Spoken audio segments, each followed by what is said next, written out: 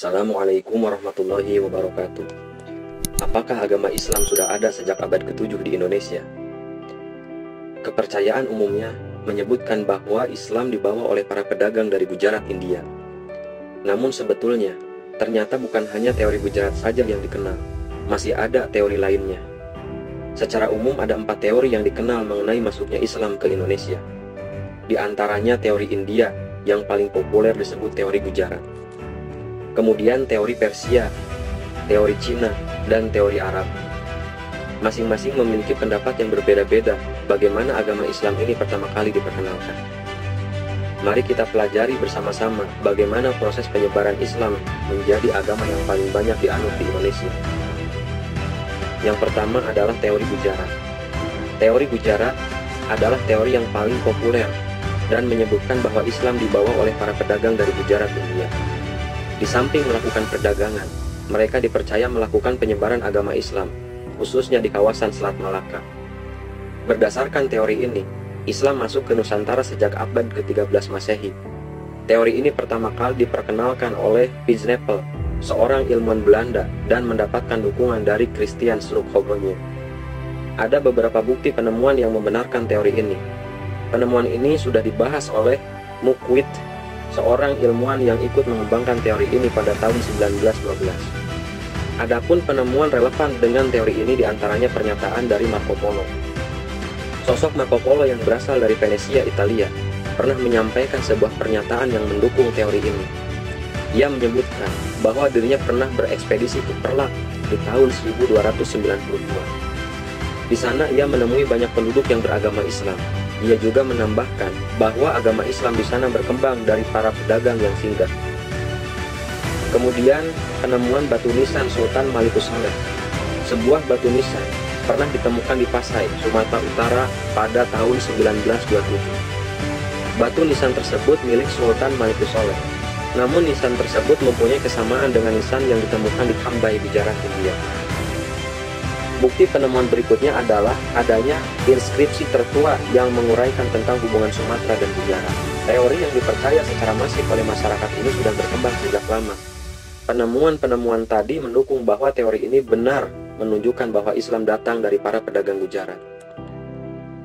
Walau teori ini termasuk teori paling tua, teori ini masih mempunyai banyak kelemahan dibandingkan teori-teori lainnya. Bahkan teori Gujarat mendapat kritik dan sangkalan dari berbagai ilmuwan yang mempelajari persebaran agama Islam di Indonesia. Salah satunya mengenai kemiripan nisan di Sumatera Utara dan Gujarat. Pernah disangkal Fatimi dalam penelitiannya, Islam comes to Malaysia. Pasalnya, bentuk nisannya ternyata tidak sama. Bahkan dari bentuknya saja, nisan Malikus Saleh lebih menyerupai batu nisan di Bengal. Selain penyangkalan mengenai kemiripan nisan, hal yang dipertanyakan berikutnya dari teori ini adalah mazhab yang dianut. Pedagang di Gujarat lebih banyak menganut mazhab Hanafi, sebaliknya masyarakat Pasai menganut mazhab Syafi'i. Bahkan ada yang menyangka lagi bahwa kala Islam datang ke Pasai, mayoritas Gujarat masih beragama Hindu. Kemudian yang kedua adalah teori Persia. Teori Persia menganggap bahwa perkembangan Islam terjadi sebagai dampak dari perdagangan yang dilakukan pedagang Persia. Hal ini karena Indonesia merupakan kepulauan yang potensial sebagai tujuan perdagangan. Sumber-sumber terkait teori ini mengungkapkan bahwa perkembangan Islam dimulai antara 7–13 Masehi. Adapun pencetus teori masuknya Islam ke Indonesia abad ke-7 ini adalah Profesor Umar Amir Hussein dan Profesor Husein Jayadiningrat. Keduanya berpendapat bahwa Islam mendarat pertama kali di Pulau Sumatera. Terdapat beberapa bukti pendukung yang ditemukan dalam manuskrip maupun budaya masyarakat. Temuan inilah yang membantu menguatkan teori Persia. Adapun beberapa bukti yang dimaksud adalah: pertama adalah perayaan dan tradisi. Masyarakat Islam Persia mempunyai sejumlah perayaan budaya yang tidak jauh berbeda dengan perayaan Indonesia. Contohnya adalah upacara tabuik di Bengkulu yang biasanya di Persia menjadi hari untuk mengenang Husain bin Ali, yaitu cucu Nabi Muhammad SAW. Ada lagi tradisi lain yang mirip, yaitu tradisi Maulid Lompoa di Cipoang, yang serupa dengan hari Asyura di Persia. Kemudian bentuk batu nisan. Teori masuknya Islam ke Indonesia dan pendukungnya ini menyinggung tentang batu nisan milik Malikus Saleh. yang mirip dengan batu nisan Maulana Malik Ibrahim. Selanjutnya, kosakata yang mirip. Selain itu, pencetus teori ini juga menunjukkan bahwa ada kemiripan dari segi kosakata antara bahasa Persia dan bahasa Melayu. Bukti ini menguatkan bahwa masyarakat Sumatera dulu pernah menyerap beberapa kosakata dari pedagang Persia.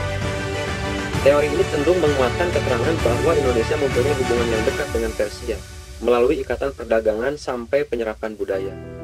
Teori ini menunjukkan bahwa ada sejarah panjang antara kedua negara ini yang mendorong pada penyebaran agama Islam. Meski begitu, teori Persia masih sangat kurang dari segi bukti dan data faktual. Butuh lebih banyak penelitian dan bukti pendukung supaya teori ini dapat dipercaya. Terlebih, pada saat Islam masuk ke Indonesia, Persia atau Iran bukanlah negara pusat penyebaran agama Islam. Di samping itu, pedagang dari Persia jumlahnya lebih sedikit dibandingkan pedagang dari Arab, Gujarat, maupun Cina, sehingga teori ini perlu dikembangkan lebih dalam lagi. Kemudian yang ketiga adalah teori Cina.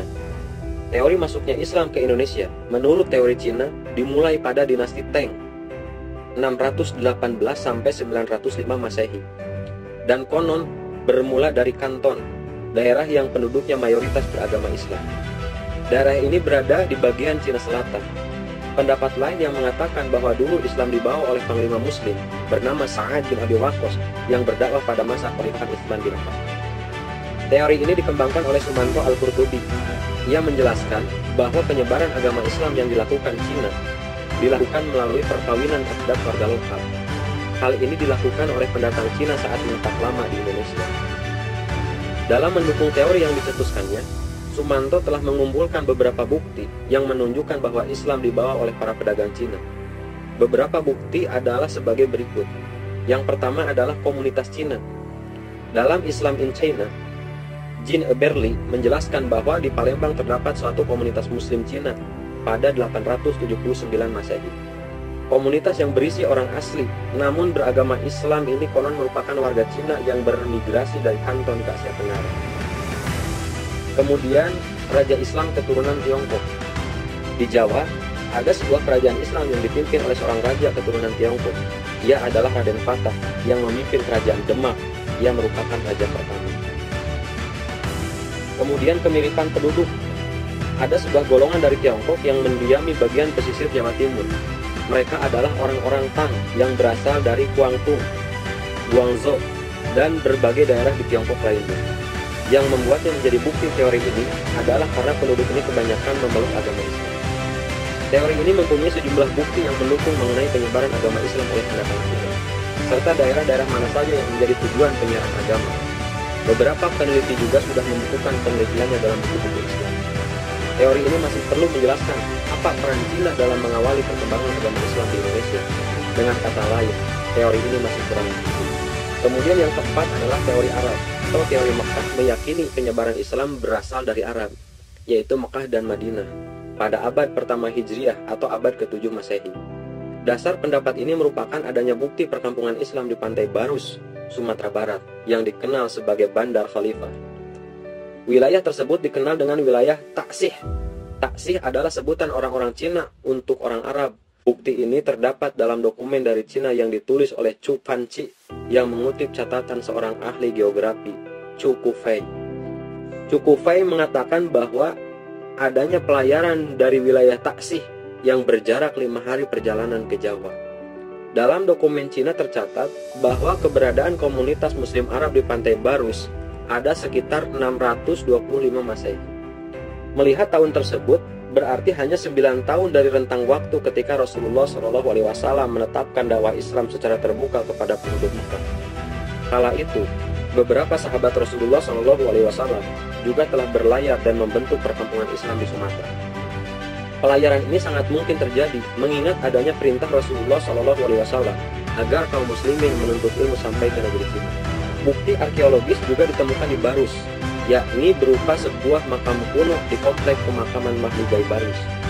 Pada salah satu batu nisannya tertulis nama Syekh Rukunuddin yang wafat pada tahun 672 Masehi.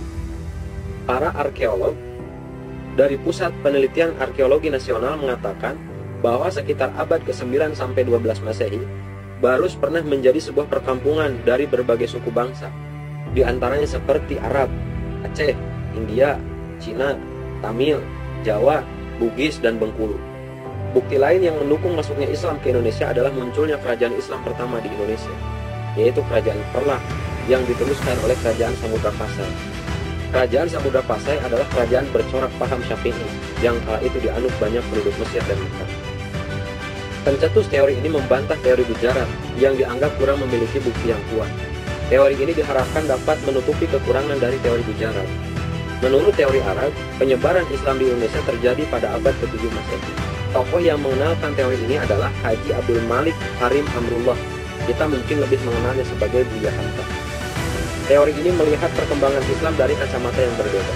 Menurut Buya Hamka, pedagang Arab menyebarkan agama Islam bukan karena alasan ekonomi, namun murni ingin mengenalkan Islam ke masyarakat Indonesia. Mereka melakukan pernikahan dengan warga lokal, sehingga tercipta agama yang turun-temurun. Selain itu, metode dakwah selanjutnya adalah dengan membentuk komunitas Islam dalam bentuk sebuah kesultanan atau sebuah negara. Bagaimana menurut kalian?